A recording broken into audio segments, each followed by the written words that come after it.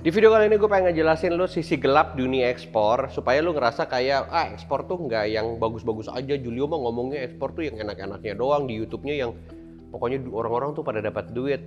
Dia kan jualan kelas. Loh, kenapa? Emang apa yang salah dengan jualan kelas? Gue punya teman-teman banyak kalau lu lihat juga influencer-influencer pada jualan kelas. Jualannya kelasnya lebih mahal pula. Kenapa emang? Orang nggak salah kok.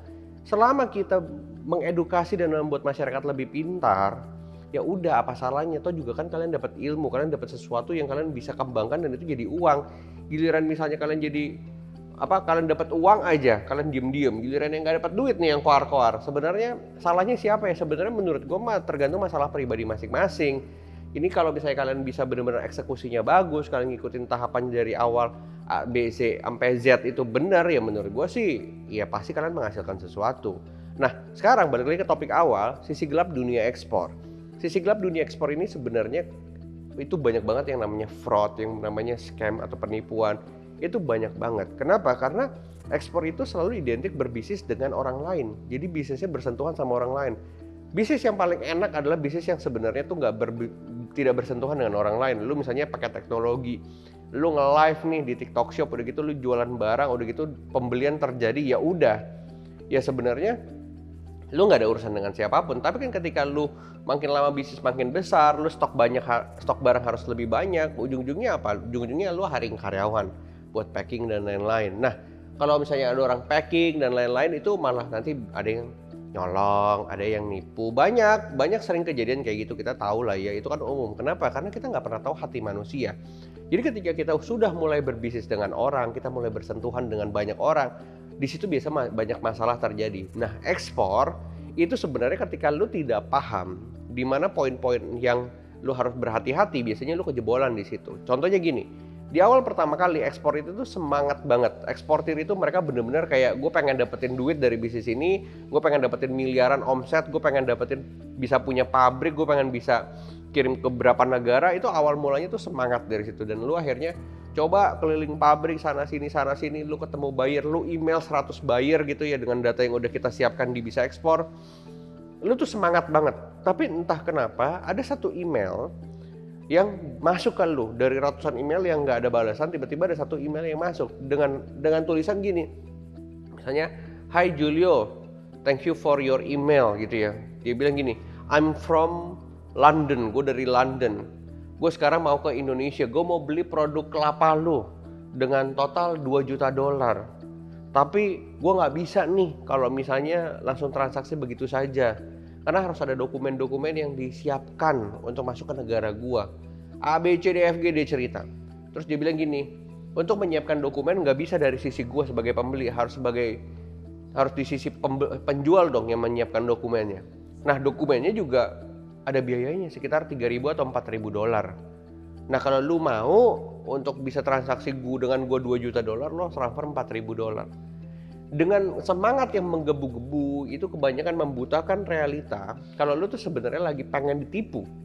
Ujung-ujungnya apa? Ujung-ujungnya kalau lu merasa punya sesuatu atau lu punya tabungan uang lah, lu bayar aja lah. Nah ini jeleknya orang Indo ya, gue juga kadang-kadang heran. Mereka itu punya mental tuh penjudi. Banyak banget yang ketipu kayak gitu mentalnya penjudi.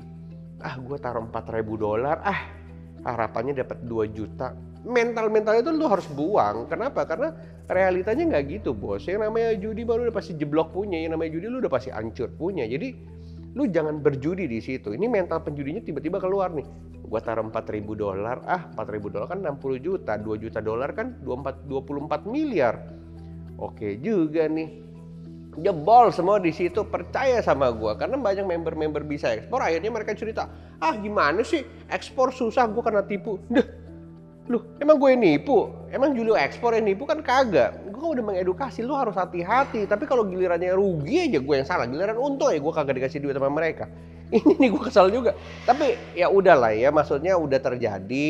Gue ngomong ke mereka, ya udah jadi pengalaman dan jadi pembelajaran aja. Nah sekarang banyak juga teman-teman yang sekarang baru cerita ke gue, ini sisi gelapnya ya. Tapi ceritanya unik dan ceritanya tuh macam-macam. Contoh gini, kemarin ada salah satu member datang ke kantor gua, akhirnya kita ngobrol A sampai Z panjang lebar. Dia bilang gini, kok ternyata yang nipu saya itu bukan pembeli, yang nipu saya itu ternyata penjual. Jadi member ini, si eksportir ini, itu tuh mereka udah transaksi nih dengan si seller A misalnya, dengan penjual A. 1 kali, 2 kali, 3 kali, 4 kali, oke. Yang ke-5 kali, dia bilang, Pak, transfer dulu, kan saya udah membuktikan 4 kontainer jalan. Tapi, karena 4 kontainer itu biasanya di DP dulu, atau misalnya disiapin dulu barangnya, baru kita bayar. Ini ke penjual lokal loh.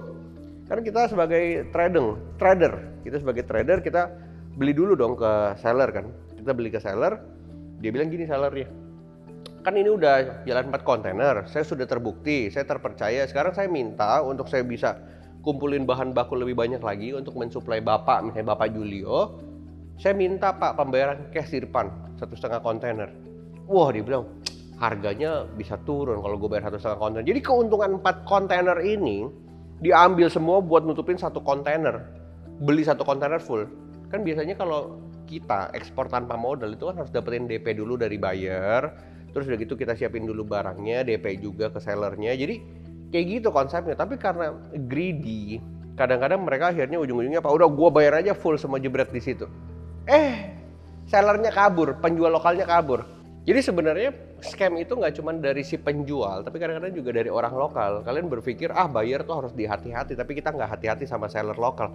Makanya, jadi nggak cuma orang luar negeri yang nipu, orang Indonesia juga banyak yang nipu.